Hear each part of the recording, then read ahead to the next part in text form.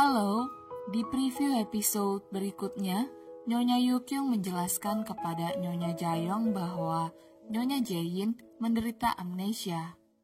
Nyonya Jayong merasa hal itu tidak masuk akal, dan Nyonya Yukyung bisa memahami apa yang dikatakan dan dirasakan oleh Nyonya Jayong. Tetapi sekali lagi, Nyonya Yukyung menjelaskan kepada Nyonya Jayong bahwa itulah kenyataannya. Kemudian, Nyonya Jayong juga mengatakan pada Nyonya Yukyung bahwa dia juga harus kembali ke rumah itu untuk melindungi Jaein, karena sekarang Nyonya Jaein berada di kandang iblis dan dia tidak tahu hal buruk apa yang akan terjadi jika dia membiarkan Nyonya Jaein di rumah itu. Kebetulan, Tuan Seungwoo juga dengar apa yang dikatakan oleh Nyonya Jayong, dan Tuan Seungwoo mengatakan kepada Nyonya Jayong bahwa dia juga sudah kembali ke rumah itu dan dia akan melindungi Nyonya Jaein sehingga Nyonya Jayong tidak perlu khawatir. Tetapi Nyonya Jayong tidak bisa percaya kepada Tuan Seungwoo karena baginya Tuan Seungwoo adalah musuh. Kemudian Tuan Gichan juga mengetahui niat Nyonya Jayong untuk kembali ke rumah itu.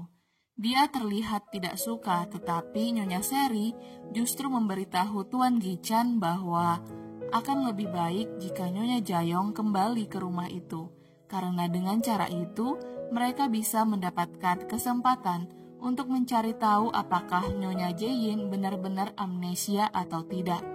Nyonya Seri yakin bahwa Nyonya Jaein akan sulit berbohong di depan Nyonya Jayong.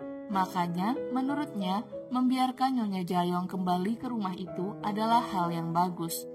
Kemudian juga ada Nyonya Jaein yang menemukan perhiasan milik Nyonya Seri di kamarnya.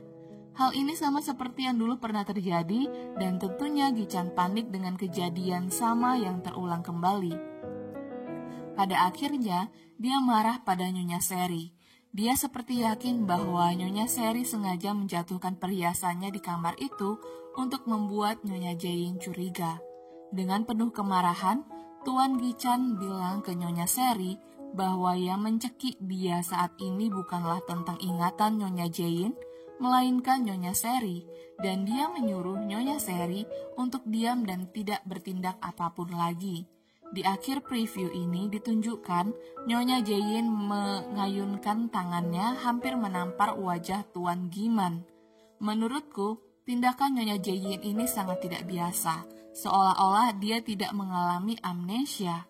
Seingatku dulu sebelum terjadi banyak tragedi mengerikan antara keluarga Nyonya Jaein dan Tuan Gichan, Nyonya Jaein selalu bersikap dan bertindak sabar serta dewasa terhadap keluarga Tuan Gichan.